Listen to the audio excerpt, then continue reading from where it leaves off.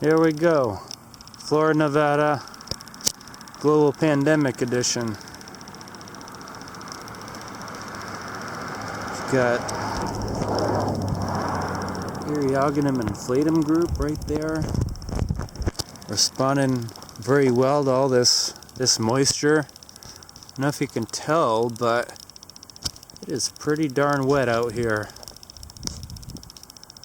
And this system in view here is only the most recent of very many.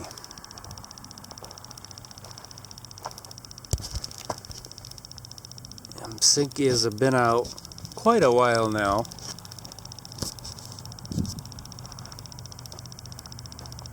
Senegalia, some people call it acacia.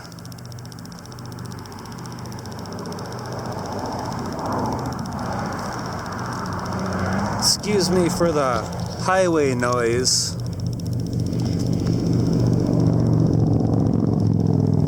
I'm sure it's way worse on a regular Friday evening without a global pandemic, so to speak. That's Chenectus, wow. The Camisonia's back there.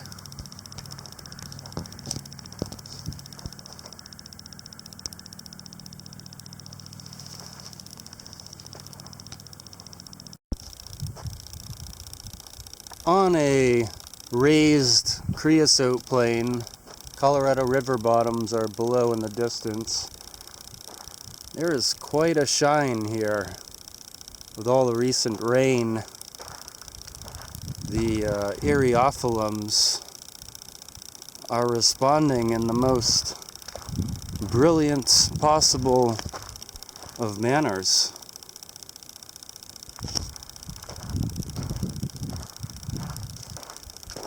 There is a super bloom of Eriophyllum, it is safe to say.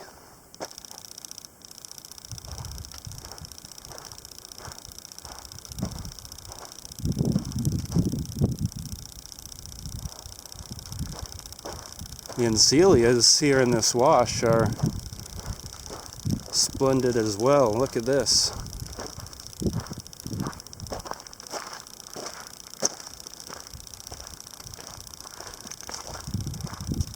Encelia farinosa going all the way up that wash in full bloom there.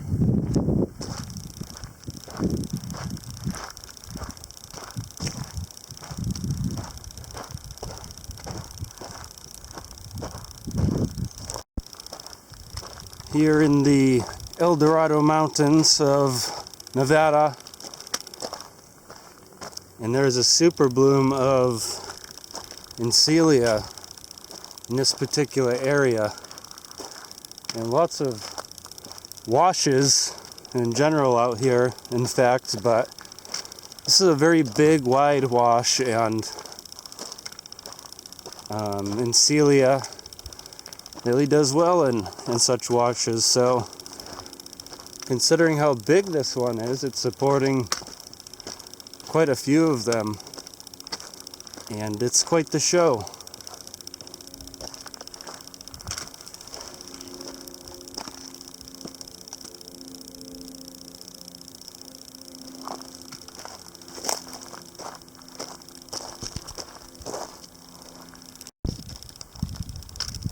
This place is a minefield.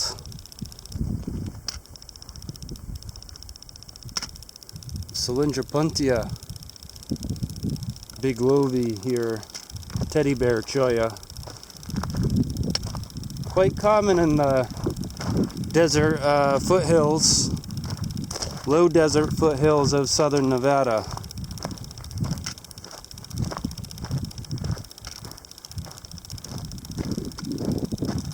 See, it's one of the most dominant shrubs, if you will,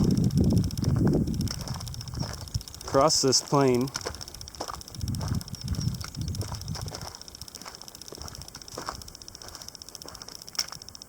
And it's a total minefield out here, especially with shorts on.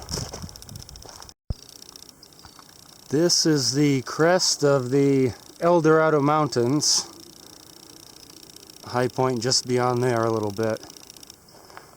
It's not quite spring here yet. We're late March and there's plenty of Ansinkia around, but as far as the perennials go, not a lot flowering. A dry ephedra ridge here, but right behind me is the first tree I've seen today, starting off the low desert on this ridge now, and it's a few Pinus monophylla. It's a type of pinyon pine, and that's a huge robust individual, all else considered. Pretty impressive to see that up here on this very barren ridgeline. Just a quick hello from the summit of the Eldorado Mountains. Lots of ephedra up here, some bunch grasses starting to show up. And now I will get a move on since it is almost dark. Fairly mild spring day here in the central Eldorado Mountains of Nevada. The whole ridge top here is quite barren, quite low diversity. I haven't seen very much flowering at all, even though conditions are good for some of the annuals. Ephedra is very common up here. Probably the most common shrub. And this is kind of special to see right here. I've traversed the whole high ridge top of the Eldorado Mountains so far. Just lower stuff ahead, and there's a few individuals here and there, especially near these rock piles, of Quercus chrysolepis.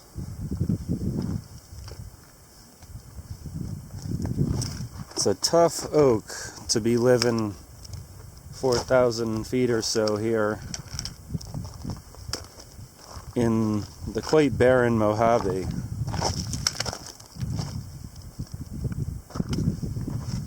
The shrubs are just leafing out, not many of them flowering yet, but plenty of annuals out, just not in this particular spot. Oaks are doing quite well in the strict barrenness here. Look how barren that is. Some cryptanthas starting to leaf out there, and this is also special and common up here, Thamnosma montana and the Rutaceae. The citrus family. It's the only subtropical desert citrus in these parts, and it's flowering throughout here, even higher, near 5,000 feet.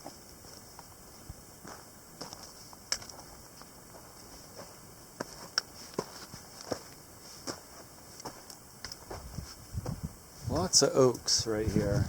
Robust population. Eriogonums leafing.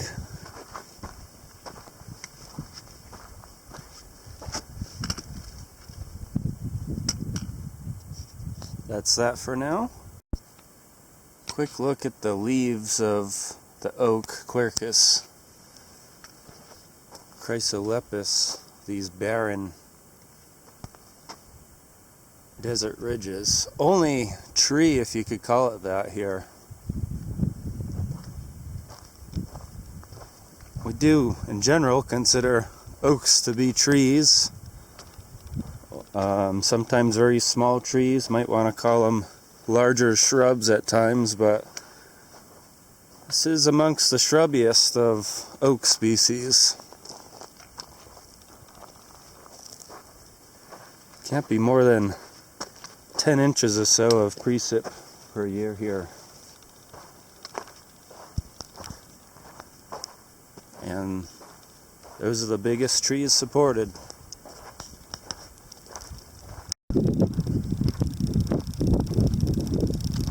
We are just low enough here for Lauria tridentata, even though we are on the crest of the Eldorado Mountains. The Amsinkia tessellata band is rising day by day.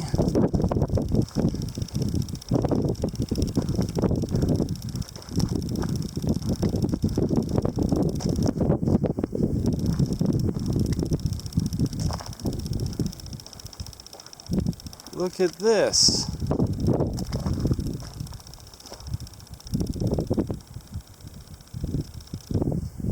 Got an outbreak of non-native species here.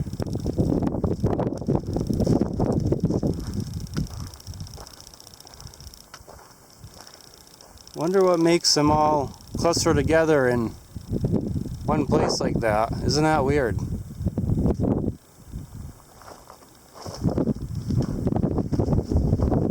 Isn't that weird? Beautiful yucca forest otherwise.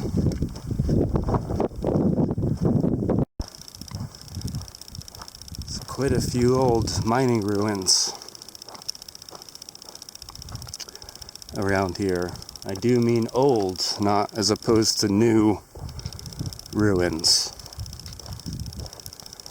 And there's a sweet house up there. It's trucks and shit. Wonder who lives up there.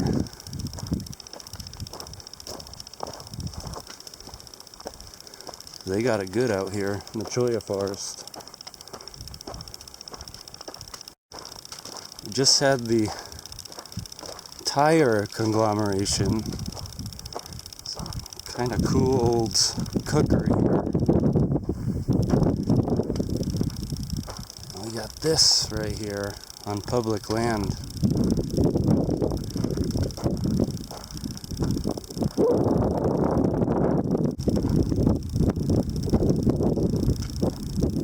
Quite a drop to the Colorado River bottoms there. Rather high up, probably at least 4,000 feet above there.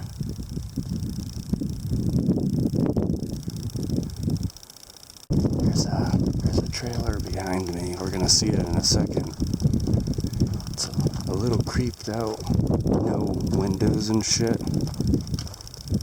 Looks like someone's living in there still. I don't know. I think we're gonna see it.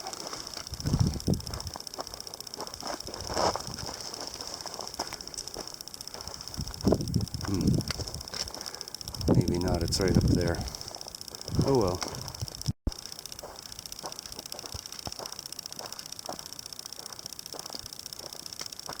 Lower Mojave vegetation now in the Eldorado Mountains. Nothing new botanically. I mean, we've visited a lot of what's out right now elsewhere, but it's a lot more lush now than high up on the ridge. Spring hasn't quite caught up above 4,000 feet.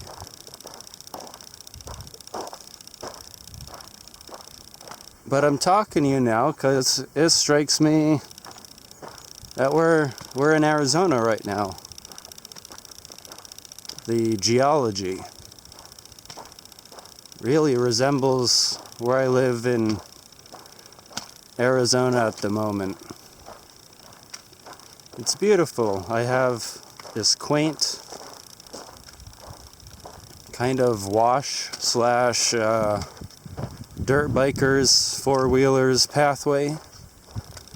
Going to pick up a stash at the highway in a minute. And it's green, The birds are all singing, swooping.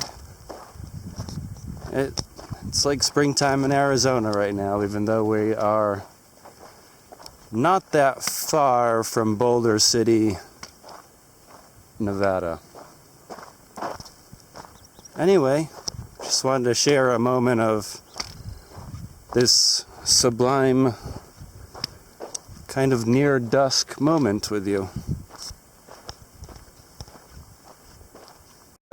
Quercus chrysolepis everywhere. Really loving the wash bottoms and gully drainage slopes and such. Strelsia leafing out there. Old friend Encinkia, ubiquitous friend. And not so friendly erodium everywhere. Common, those two are very common spring annuals, early spring annuals throughout this entire region and throughout elevations. Just quite novel, this rain. Almost never been rained on in the Mojave. Took until I moved here for that to really happen in any manner. And this spring, this March, has been very rainy, and there's going to be some fantastic botany ahead as a result. Already is.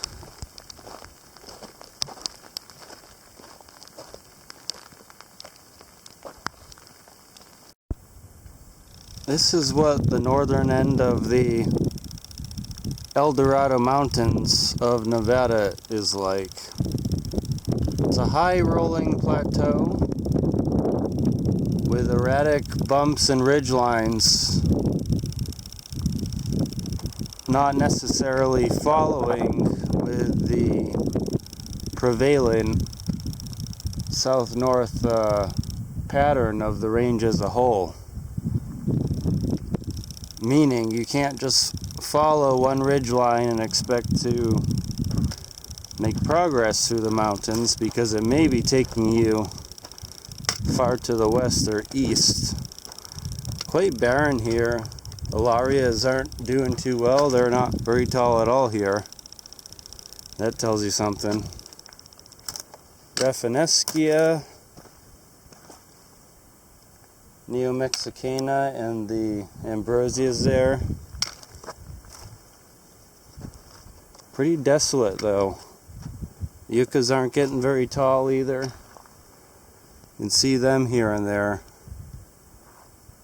When there's a thriving yucca forest, they're quite tall. They're way taller than me, but not these ones.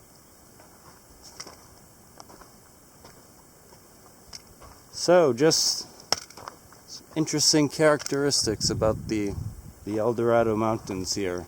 South is a firm and obvious ridgeline, and it actually branches out into various arms, but here we're on a high rolling plateau with no obvious north-south trending ridgeline. So I've been going up and over these bumps and through some of these washes and canyons and such, making progress through the range that way. Almost there. Northern end of the Eldorado Mountains. There's an overhanging precipice, which is kind of cool. Scary at the same time. Technically standing on part of it right now.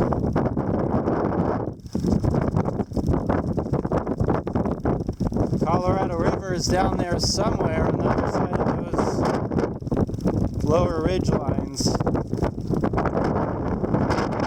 Boulder City in the distance.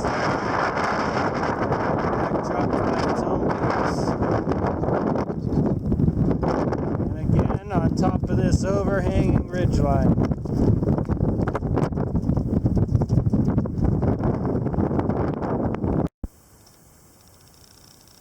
So the northern Eldorado Mountains just phase out into a rolling plateau up there.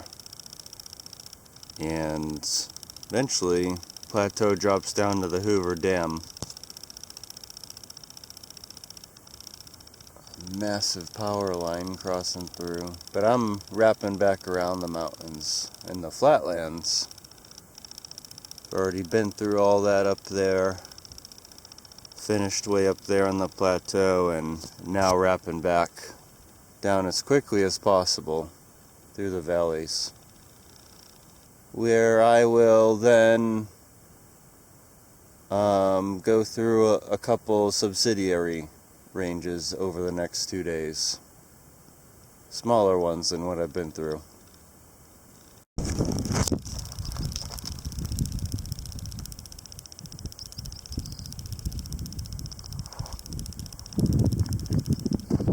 These Malacothrix just shimmering.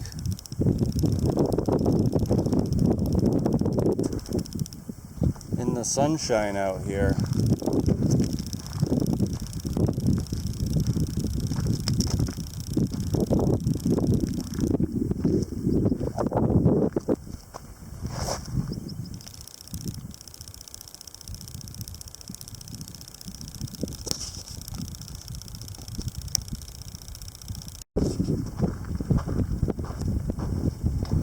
What passes for bark on this tree-like organism, those short shoots are pretty neat. Very stiff leaves there. Passes for bark. This is not developed from a cork cambium, which produces true bark, so we're looking at layers of fibers there. Fibers being a cell type in plants. And here's Shadidra now. It bears such a resemblance to bark that, unless you had the anatomical perspective, you can't be blamed for thinking that it's actually bark.